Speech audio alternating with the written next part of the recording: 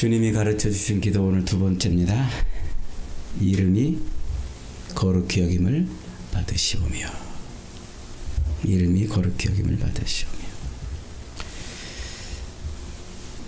오늘 주님이 우리에게 기도를 가르쳐 주십니다. 너희는 이렇게 기도하라. 너희는 이렇게 기도하라. 그런데 오늘 본문 마태복음에는 나오지 않지만 동일한 말씀을 하시는 누가복음 11장에 가면은 1절을 이렇게 시작해요. 예수께서 한 곳에서 기도하시고 마치심에 제자 중 하나가 여짜오되 주여 요한이 자기 제자들에게 기도를 가르치신 것 같이 우리에게도 가르쳐 주옵소서. 그래요. 그 사도 요한이 죄송합니다. 세례 요한이 자기 제자들에게 기도를 가르쳐 준 것처럼 주님 우리에게도 기도를 좀 가르쳐 주세요 라고 요청을 하는 거예요. 그게 제자들이 철이 들어서 그런 걸까요? 우리 제자들도 이제 기도를 좀 하고 싶어서 저러나 보다, 그런 걸까요? 아니면 진짜 기도할 줄을 몰라서 기도를 가르쳐 달라고 그런 걸까요? 왜 제자들은 느닷없이 예수님께 기도를 좀 가르쳐 달라고 요청을 하는 걸까요? 거기엔 아주 중요한 이유가 담겨 있어요. 요걸 이해하지 못하면 이 주기도문이 삼천포로 가요. 이게 뭘까요? 제자들은 왜 지금 예수님한테 기도를 가르쳐 달라고 그럴까요? 사실 유대인들은 기도에 매우 열심이었던 사람들이었어요. 그리고 밥 먹는 것처럼 늘 생활 곳곳에서 그렇게 기도를 하던 사람들이었어요. 다니엘 같은 경건한 사람들은 하루 3번씩 꼬박꼬박 기도했지요. 또 회당과 길거리 어귀에 서서 그렇게 사람들한테 보여주기 위해서라도 그들은 열심히 기도를 했던 사람들입니다. 또한 그들은 회당 예배 시에 드리는 카다시라는 이 기도문을, 짧은 기도문인데 그거를 늘 암송해서 늘 기도를 했어요. 그리고 아침, 점심, 저녁 하루 3번씩 암송하는 소위 18번의 축복기도라는 것으로 알려진 세몬의 에스레라는 기도문이 있어요. 18가지, 1, 2, 3, 4, 18가지 기도문이 있단 말이에요. 그거를 늘 아침, 점심, 저녁 이렇게 암송하던 사람들이었어요. 당시에 유대인들은 기도가 일상화되어 있던 사람들이에요. 여러분, 제자들이라고 해서 그들이 기도를 안 했다고 생각하면 오산이에요. 그들도 열심히 기도하던 사람들이에요. 유대인들이잖아요. 어려서부터 기도가 습관화되어 있던 사람들이에요.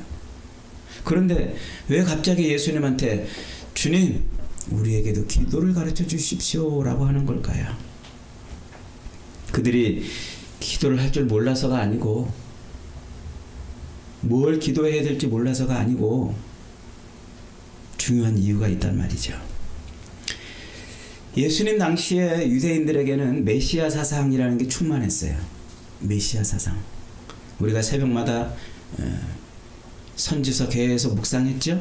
그 선지서에서 계속 반복적으로 여러 선지자들이 반복적으로 이스라엘 백성들에게 외친 게 뭡니까? 너희들의 그 죄악을 인해서 하나님이 너희를 심판하시고 너희를 통해서 이루지 못했던 그 하나님의 나라를 이루시려고 메시아를 보낼 것이다. 그 메시지를 계속 전했잖아요.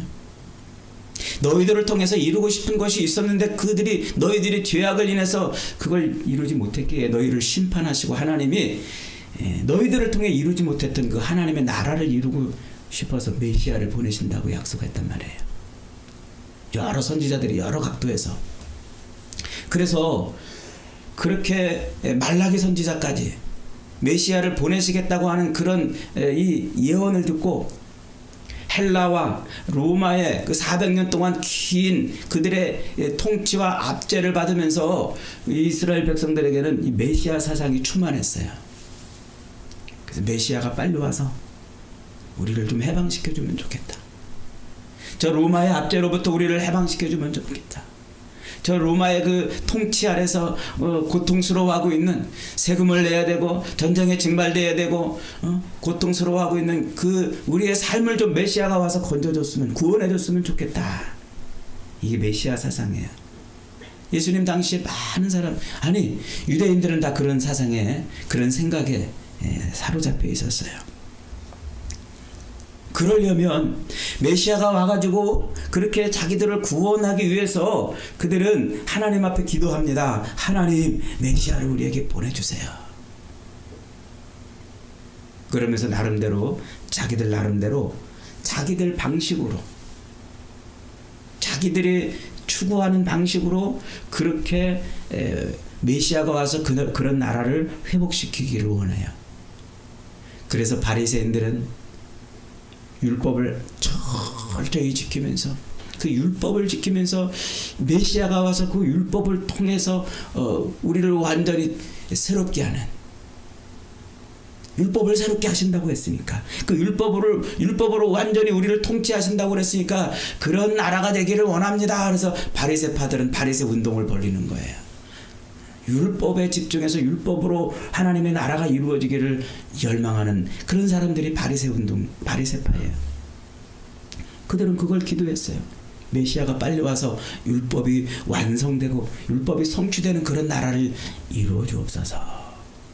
그런가 하면은 그 속세, 그 세상에서 섞여가지고 세상 것들을 붙들고 그것 때문에 가슴앓이하고 그것 때문에 허덕거리며 사는 것이 아니라, 우리는 세상과 속세와 구별된 저 광야에 가서 정결한 삶을, 오직 하나님만 바라보는 삶을 살겠다.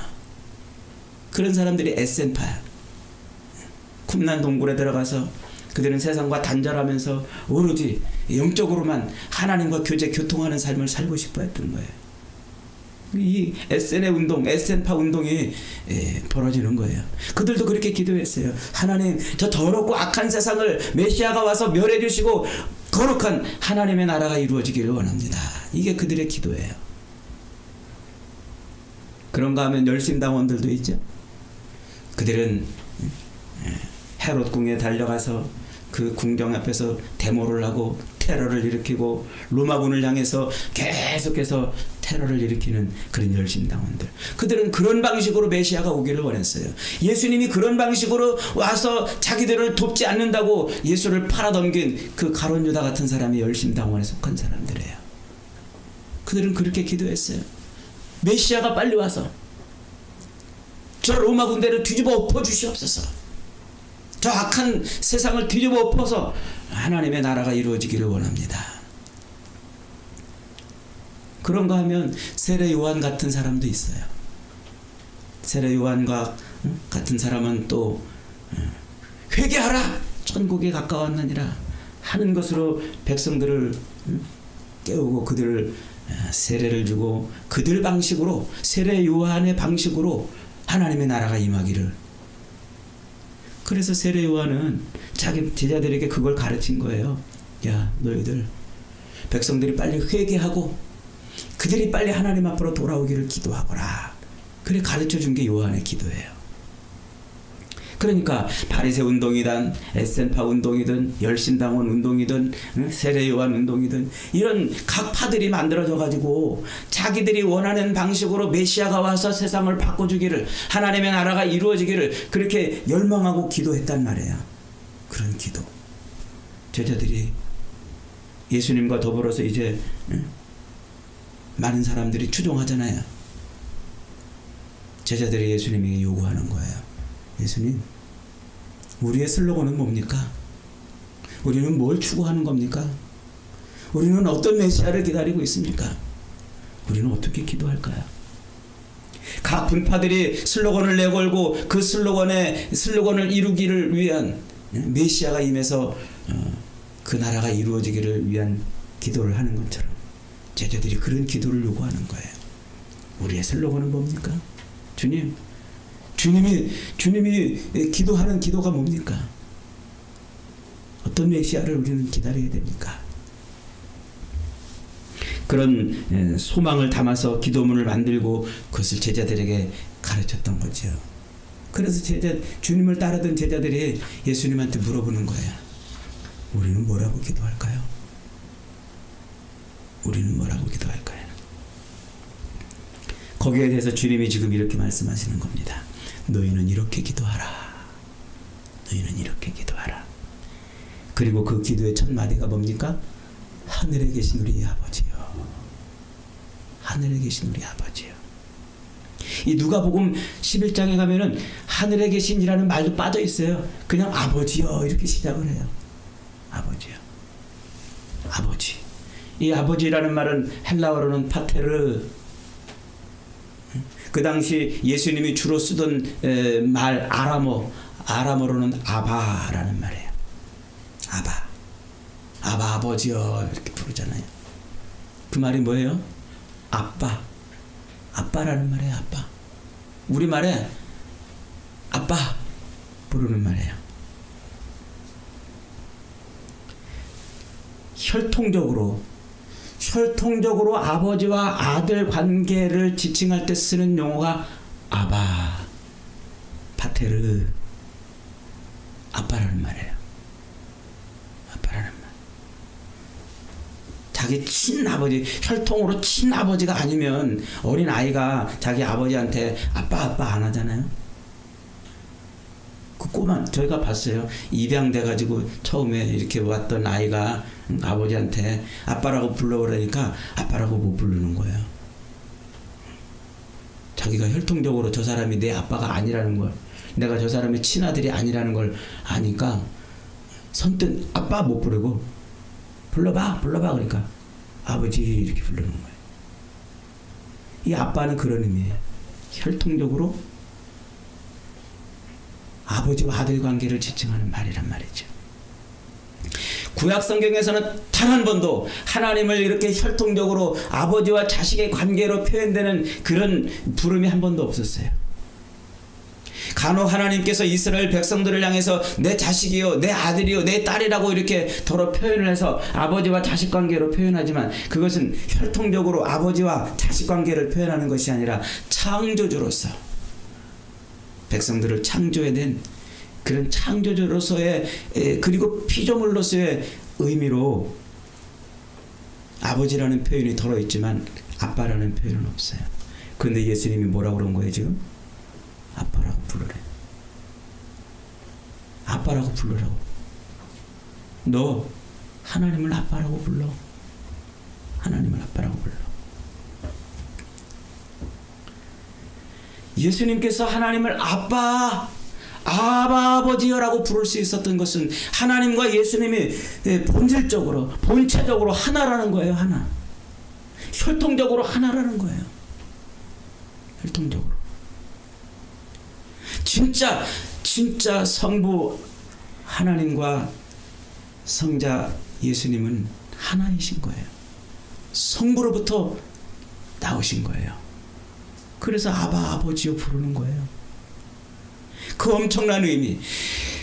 성부 하나님을 본체적으로 혈통적으로 자기의 아버지라고 부르던 그 어마어마한 호칭을 우리에게 지금 따라 부르라는 거예요. 따라 부르라. 하늘에 계신 아버지요. 이 말의 의미가 뭐예요?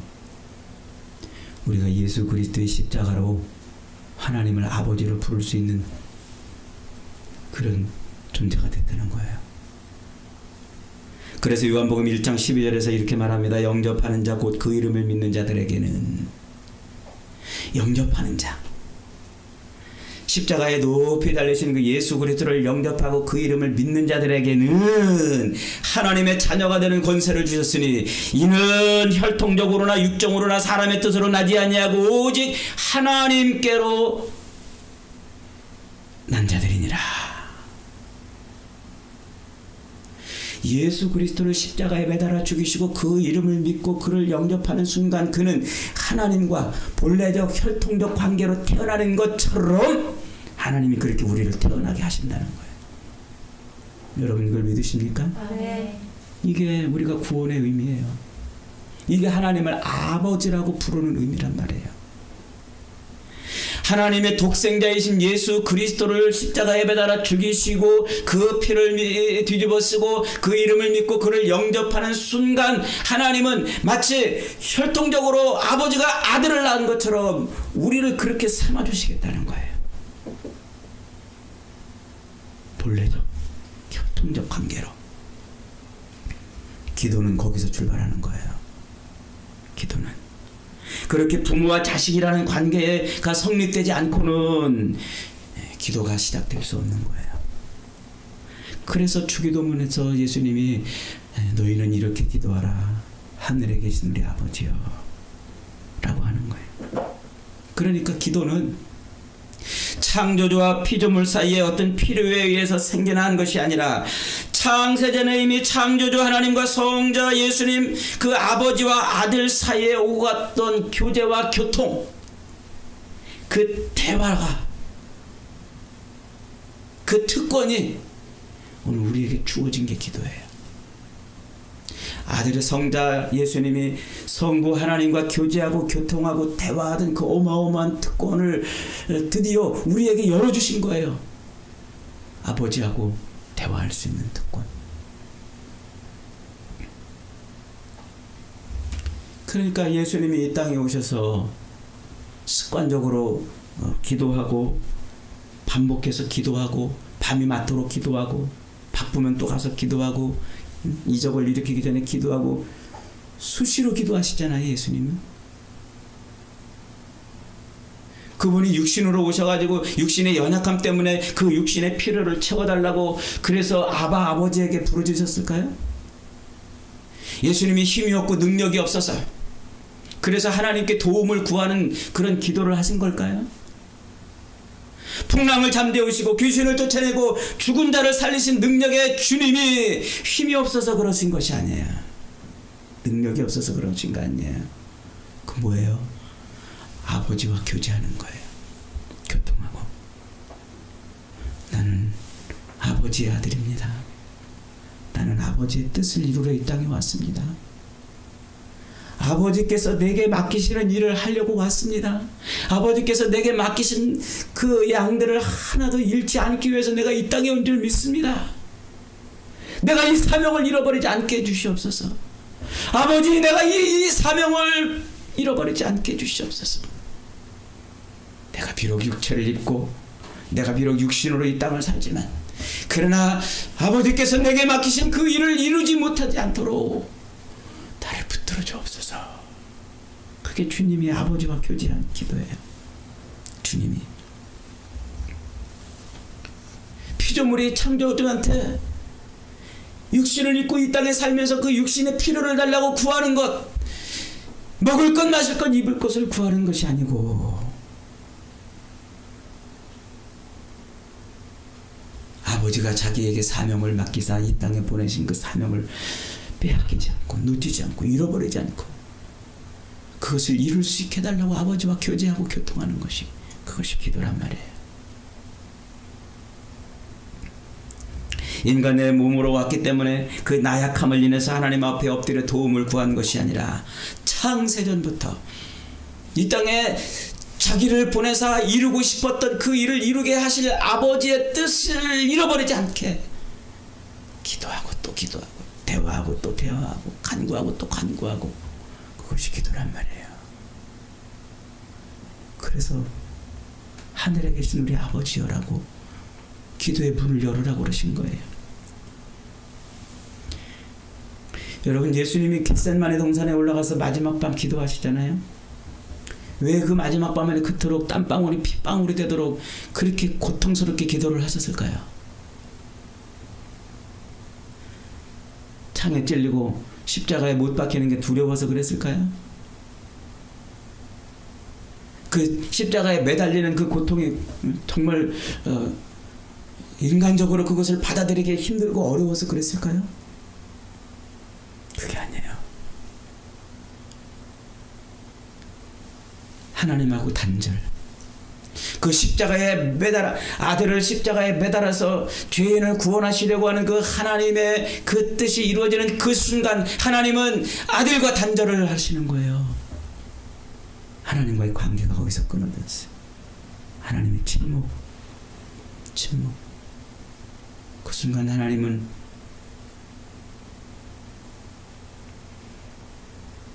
예수님과의 관계를 끊으셨어요.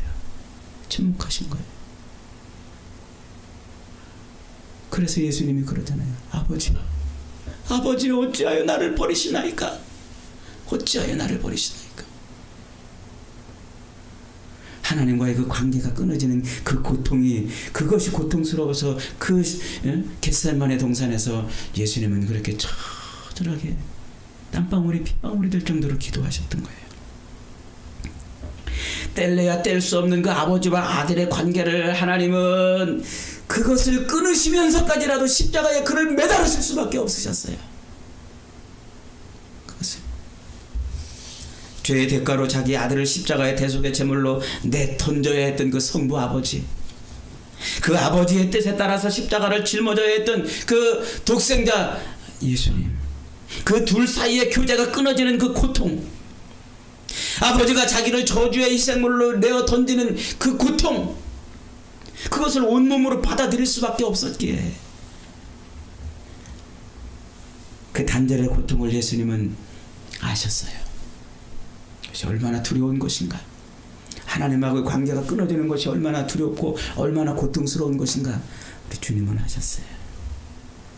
그 고통을 그럼에도 불구하고 견디고 아버지 손에 내 영혼을 의탁하나이다, 그렇게 기도하시는 거예요. 여러분, 우리의 죄 때문에 아버지와의 관계가 끊어지고 교제가 끊어지고 우리의 죄 때문에 그렇게 죄의 제물로 내 동댕이 쳐져서 절규해야만 했던 그 주님의 심정을 여러분 아십니까? 자기 아들 그렇게 저주의 제물로 내 동댕이 치셔야만 됐던 그 하나님 아버지의 마음을 여러분 아십니까? 십자가를 바라보면서 그 두 분의 마음이 우리의 마음에, 우리 안에, 여러분 마음속에 그것이 느껴지느냐 말이에요.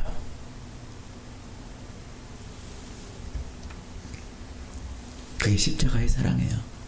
그게 십자가의 사랑.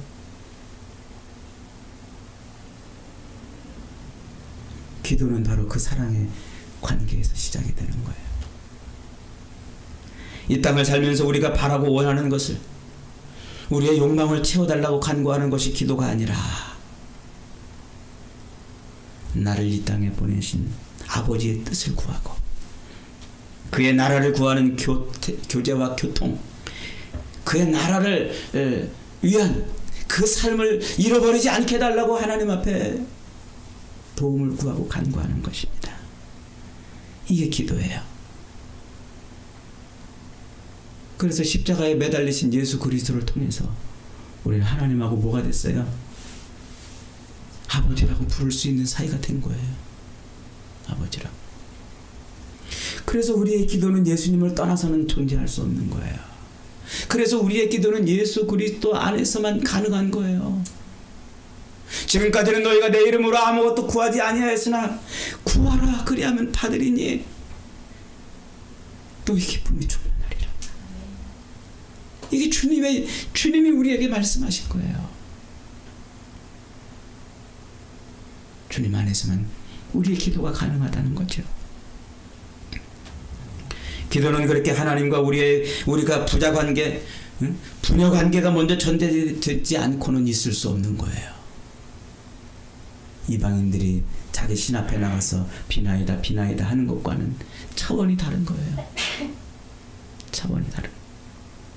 그래서 우리는 기도할 때 눈을 감고 하늘에 계신 우리 아버지요, 이 기도의 세계로 들어갈 때, 이 기도의 문을 여는 순간부터 우리는 하나님의 그 어미와 하나님의 능력과 하나님의 그 은혜에 압도당해야 되는 거예요. 우리를 사랑하사 아들을 십자가에 매달아 저주의 제물로 내 던질 수밖에 없었고 하나님의 침묵을 할 수밖에 없었던 그 아버지의 사랑을 느끼면서 기도하는 거예요. 느끼면서. 하나님, 하늘에 계신 우리 아버지요, 이 고백을 하는 순간 그 하나님의 사랑에 압도당하지 않고 그 사랑의 전율이 느껴지지 않는다면 우리의 기도는 엉뚱한 데서 엉뚱한 기도를 하고 있는 겁니다. 하늘에 계신 아버지여라고 입을 여는 순간 우리는 그 어마어마한 하나님의 사랑에 압도당해야 돼요.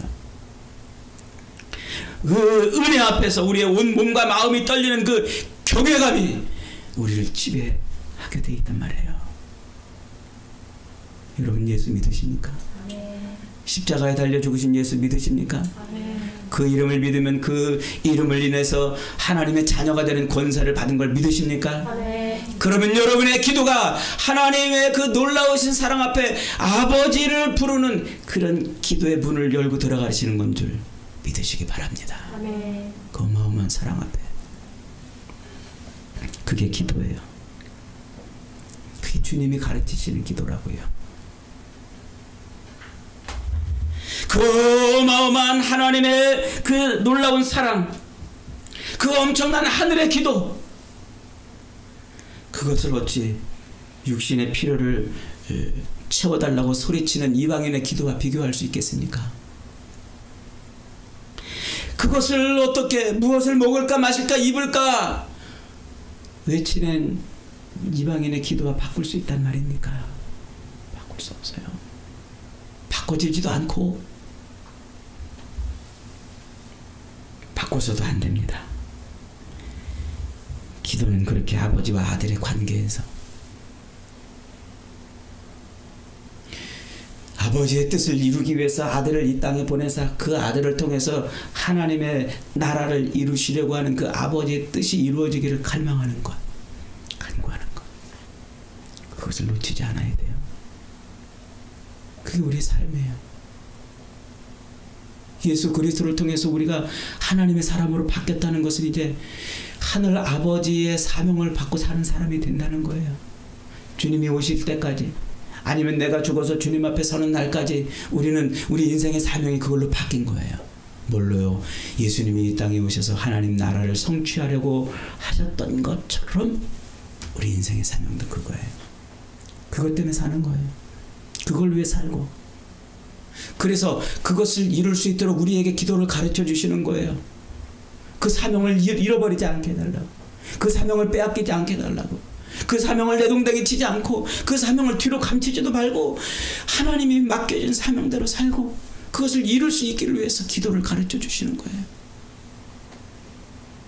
악한 영이 끊임없이 우리를 미혹하고 유혹해서 그 사명을 내동댕이 치게 할까봐, 마태복음 4장에서 그 마귀가 예수님에게 오셔서 그로 하여금 돌로 떡을 만들어 보게 하고 성전에서 뛰어내려 하나님의 아들임을 증명해보게 하고 산꼭대기에 올라가서 모든 소유를 줄 테니 한 번만 나에게 절해보라고 요구하던 그 수많은 악한 영들의 그 미혹을, 그걸 이길 수 있는 힘을 달라고 하나님 앞에 기도하는 것, 그것이 우리의 오늘 기도란 말이에요. 여러분의 기도는 지금 어떻습니까? 아직도 무엇을 먹을까, 무엇을 마실까, 입을 것 때문에 거기에 매달려 있는 기도입니까? 오늘은 두 번째, 이름이 거룩히 여김을 받으시오며, 그렇게 기도하라고 그래요. 이름이 거룩히 여김을 받으시오며 라고 기도하라고 그래요. 여러분 이 기도 해보셨어요? 여러분 엎드려 기도할 때마다 하나님, 나를 인해서 하나님의 이름이 거룩히 여김을 받기를 원합니다, 이런 기도 해보셨냐고요? 여러분이 하나님 앞에 엎드려 기도할 때 하나님, 내 직장을 통해서, 내 가정을 통해서, 내 일을 통해서, 내가 이 땅에 사는 이 삶을 통해서 하나님의 이름이 높아지기를, 하나님의 이름이 거룩히 여김을 받기를 원합니다, 이렇게 기도해 보신 적 있단 말이에요. 주님이 그걸 가르치잖아요, 우리에게.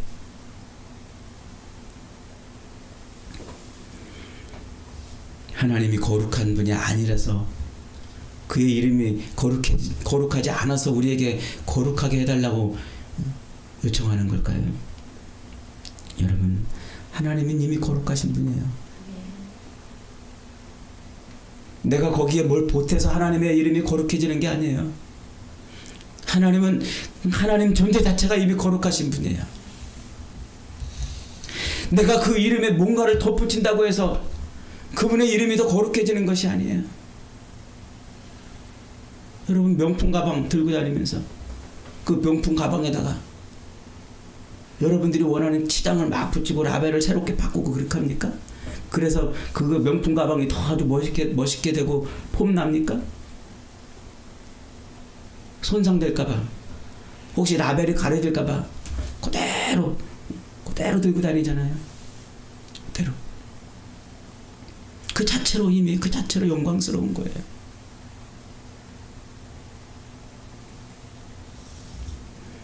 그런데 왜 지금 하나님은, 예수님은 우리에게 이름이 거룩히 여김을 받으시라고 기도하라고 그럴까요?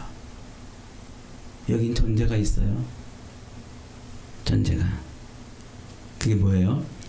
하나님의 이름이 이미 더러워졌다는 거예요. 성경을 한 구절 찾아봅니다. 에스겔서 36장으로 갑니다. 구약 성경 에스겔 36장 16절부터 있습니다. 여호와의 말씀이 또 내게 임하여 이르시되 인자야, 이스라엘 족속이 그들의 고국 땅에 거주할 때에 그들의 행위로 그 땅을 더럽혔나니 나 보기에 그 행위가 월경 중에 있는 여인의 부정함과 같았느니라. 그들이 그 땅 위에 피를 쏟았으며 그 우상들로 말미암아 자신들을 더럽혔으므로 내가 분노를 그들 위에 쏟아 그들의 행위대로 심판하여 각국에 흩으며 여러 나라에 해쳤더니 그들이 이른바 그 여러 나라에서 내 거룩한 이름이 그들로 말미암아 더러워졌나니. 이스라엘 백성들이 뭐 했다고요? 하나님의 이름을 더럽혔다고요. 하나님이 이스라엘 백성들을 애굽에서 꺼내서 가나안 땅에 들여보내실 때 하나님이 그들에게 집요하게 말씀하시는 게 있어요. 출애굽기에서 또 레위기에서 신명기에서 6, 7번씩 집요하게 반복적으로 말씀하시는 게 있어요. 내 이름을 거기에 두고 싶다. 너희들이 들어가서 들어가서 살 그 땅, 너희들이 사는 그 삶 속에 내 이름을 두고 싶다. 내 이름을 더럽히지 말아라. 내 이름을 더럽히지 말아라. 우상을 섬기지 말고, 헛된 신 섬기지 말고, 이방신을 섬기지 말고, 나만 섬겨라. 그게 내 이름을 높이는 것이고 내가 내 이름을 거기에 둔 이유다. 그런데 그들이 어떻게 했어요? 그들이 그 땅에서 우상을 섬겼어요. 이방신을 섬겼어요.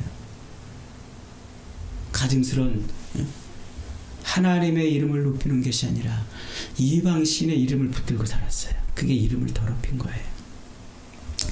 그래서 어떻게 말합니까? 21절 계속 있습니다. 그러나 이스라엘 족속이 들어간 그 여러 나라에서 더럽힌 내 거룩한 이름을 내가 아꼈노라. 그러므로 너는 이스라엘 족속에게 이르기를, 주 여호와께서 이같이 말씀하시기를, 이스라엘 족속아, 내가 이렇게 행함은 너희를 위함이 아니요 너희가 들어간 그 여러 나라에서 더럽힌 나의 거룩한 이름을 위함이라. 하나님의 그 거룩한 이름을 더럽혔기 때문에 그들을 하나님의 심판하셔서 세계 여기저기 흩어버리신다는 말이에요. 아수르에게 흩어버리고 바벨론에 흩어버리고 여기저기 이방 나라에 흩어버린다고 하시는 거예요. 내 이름을 더럽혔기 때문에, 그 이름을 더럽혀서 내가 그들을 흩어버린다고. 23절입니다. 여러 나라 가운데에서 더럽혀진 이름 곧 너희가 그들 가운데서 더럽힌 나의 큰 이름을 내가 거룩하게 할지라. 내가 그들의 눈앞에서 너희로 말미암아 나의 거룩함을 나타내리니 내가 여호와인 줄 여러 나라 사람들이 알리라. 주 여호와의 말씀이라. 그들이 하나님의 이름을 더럽혀가지고 그들을 심판하셔서 세계 여러 나라에 흩어가지고 다시 너희들이 더럽힌 그 이름을 다시 거룩하게 할 것이다. 거룩하게 할 것이다. 어떻게 거룩하게 하신다고요? 36장 23절로 가보겠습니다. 23절로 28절까지 다시 제가 한번 읽습니다. 여러 나라 가운데서 더럽혀진 이름 곧 너희가 그들 가운데서 더럽힌 나의 큰 이름을 내가 거룩하게 할지라. 내가 그들의 눈앞에서 너희로 말미암아 나의 거룩함을 나타내리니 내가 여호와인 줄 알리라. 여러 나라 사람들이 알리라. 주 여호와의 말씀이니라. 24절 다같이 시작. 내가 너희를 여러 나라 가운데서 인도하여 내고 여러 민족 가운데서 모아 데리고 고국 땅에 들어가서 맑은 물을 너희에게 뿌려서 너희를 정결하게 하되 곧 너희 모든 더러운 곳에서와 모든 우상 숭배에서 너희를 정결하게 할 것이며 또 새 영을 너희 속에 두고 새 마음을 너희에게 주되 너희 육신에서 굳은 마음을 제거하고 부드러운 마음을 줄 것이며 또 내 영을 너희 속에 두어 너희로 내 율례를 행하게 하리니 너희가 내 규례를 지켜 행할지라. 28절 시작. 내가 너희 조상들에게 준 땅에서 너희가 거주하면서 내 백성이 되고 나는 너희의 하나님이 되리라. 이름을 두려고 그 땅에 모아서 살게 했는데 하나님의 이름을 더럽히자 하나님이 그들을 심판하사 세계 여러 나라에 흩으셨어요. 그러고서는 다시 어떻게 하신다고요? 다시 내 이름을 다시 두려고 그들을 다시 모은다는 거예요. 옛날에는 돌비에 새겼던 거지만 이제는 그들의 신비에 새겨서 하나님이 그들을 새롭게 하시겠다는 거예요. 새 영을 하나님의 새 영을 부으셔서 하나님의 이름을 거룩하게 하는 일을 다시 하겠다는 거예요. 그 일을 위해서 이 땅에 오신 분이 누구예요? 그분이 예수잖아요. 선지서에서 반복해서 예언하고 있는 그 메시아가 그 일을 할 거라고 그러잖아요. 돌비에 새겨졌던 그 율법 대신에 신비에 하나님의 말씀을 새기는 그 일을 메시아가 할 것이다. 새 영을 부어서 새 심령으로 그렇게 하나님의 백성들을 모을 것이다. 누가? 메시아가. 그 예언대로 오신 분이 누구라고요? 그분이 예수라고요. 그분이 오셔서 그 일을 이루신다고요. 그래서 그분이 십자가에 매달려 죽으심으로 오늘 저와 여러분이 그렇게 하나님의 나라 백성으로 모인 거예요. 그렇게 모인 거예요. 과거 이스라엘 백성들이 가나안 땅에 들어가서 하나님의 이름을 영화롭게 해야 되는 것처럼 이제 오늘 저와 여러분이 뭐 해야 돼요? 하나님의 이름을 영화롭게 해야 돼요. 하나님의 이름을. 다른 거 없어요, 여러분. 여러분의 삶으로 하나님의 이름을 영화롭게 하는 거예요. 그게 하나님이 지금 그리스도 예수를 십자가에 매달아서 우리를 새 백성 되게 하신 이유란 말이에요. 하나님의 이름을 영화롭게. 여러분이 믿고 있는 하나님의 이름을 얼마나 영화롭게 하셨나요? 어떻게 하면 하나님의 이름을 영화롭게 할 수 있나요?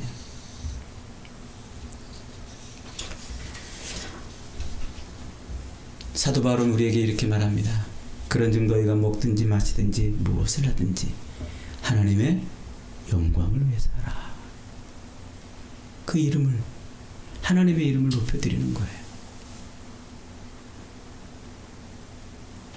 아까 명품 가방 얘기를 잠깐 했잖아요. 명품 비싼 몇백만 원 되는 그 명품 가방을 들여가지고 거기다가 내가 이니셜을 따로 만들어가지고 내 이니셜 붙이고 내가 그림을 잘 그리니까 거기다 이런저런 모양을 그려가지고 붙여놓고 그러고 들고 다니면은 명품 가방이 빛나요? 아무것도 보탠 게 없는 게 명품 가방을 빛나게 하는 거예요. 우리가 하나님의 영광을 위해서 할 수 있는 건 아무것도 없어요. 다만 딱 하나. 야, 이 명품가방 얼마나 좋은데 이거 진짜 좋아. 난 왜 사람들이 왜 이렇게 비싸게 돈 주고 사나 그랬더니 내가 사용해 보니까 진짜 좋은 거야. 명품이 이래서 명품이야 라고 칭송하는 거예요. 라고 칭송하는 거. 하나님이 이런 분이셨어. 하나님이 이런 분. 세상에 수많은 신들 중에 하나인 줄 알았더니 아니었어. 하나님은 이런 분이셨어. 하나님은 내게 이런 분이셨어. 내 모든 것을 아시고 내 모든 것을 준비해 놓으시고 예비하시고 나를 정말 사랑하시는 분이셨어. 뭐 하는 거예요? 칭송하는 거예요. 하나님의 이름을 자꾸 칭송하는 거예요. 다른 사람에게 하나님의 이름을 자꾸 자랑하는 거예요. 드러내는 거예요. 하나님을 자꾸 드러내고 나타내는 거예요. 그걸 하라는 거예요. 하나님의 이름이 거룩히 여김을 받으시오며. 여러분 그렇게 해보셨어요?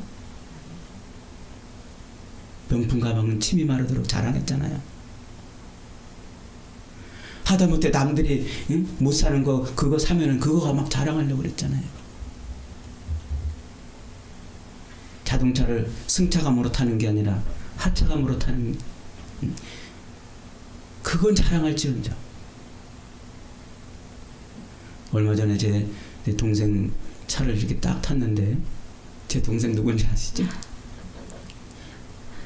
그 유리창, 그 앞유리창에 이렇게 그 썬팅을 해놨는데, 그 이렇게 로고가 이렇게 붙어 있더라고요. 근데 그게 자꾸 눈에 거슬리는 거예요, 나는. 눈에 거슬려서 내가 또 한 수 지도한다고 또 아우야 그거 아세톤 가지고 이렇게 지우면 이거 지워져, 깔끔하게 지워져. 이렇게 지우려고 그랬더니 아 무슨 소리야, 이것 때문에 이걸 붙여놓은 건데, 그 썬팅지 그 로고 때문에 그걸 붙여놓은 건데 그걸 왜 지우냐는 거예요. 아 그렇구나. 그 비싼 그 명품 썬팅지를 그게 명품 썬팅지라는 걸 보여주는 그 표시인데 그걸 왜 지우냐는 거예요. 죄송합니다. 우리는 그저 그냥 남들 앞에 가방 사면 가방 자랑하고, 뭐 사면 뭐 자랑하고, 자랑은 하는데 막 급급하잖아요. 근데 뭐 자랑하라고요? 하나님의 이름 자랑하라고, 예수의 이름 자랑하라고요. 우리를 위해서 커다란 그 십자가의 그 고통을 감내해놓고 우리를 구원하신 그 어마어마한 사랑 자랑하라고요. 그거 못하는 우리, 너희들 맨날 이 땅에 살면서 그거 못하는데 그거 할 수 있는 힘 달라고 기도하거라. 하나님의 이름을 언제 어디서든지 자랑할 수 있는 능력과 은혜를 달라고 기도하거라. 그 기도를 인해서 이름을 높이고 이름을 자랑하고 그 이름을 드러내고 그 이름을 나타내거라. 그러라고 기도하라는 거예요. 기도하지 않으면 주님 자랑 못해요. 기도하지 않으면 여러분 하나님의 이름 나타내지 못해요. 기도하지 않는데 어디 가서 여러분이 하나님의 이름을 자랑하고 예수님의 이름을 자랑하고 예수님의 이름을 증거하겠어요. 그래서 기도하라는 거예요. 사랑하는 여러분, 여러분을 통해서 하나님의 이름이 거룩하게 되기를 축복합니다. 여러분의 삶에서 하나님의 이름이 존귀하게 되기를 축복합니다. 여러분이 언제 어디서든지 무엇을 하든지 하나님의 이름을 거룩하게 하는 그런 인생들이 되기를 바랍니다. 기도를 멈추지 마세요. 이 기도를 하세요. 이 기도를 통해서 하나님의 이름을 존귀히 여기고 하나님의 이름을 거룩히 여기는 인생들이 다 되시기를 주님의 이름으로 축복합니다. 아멘. 아멘.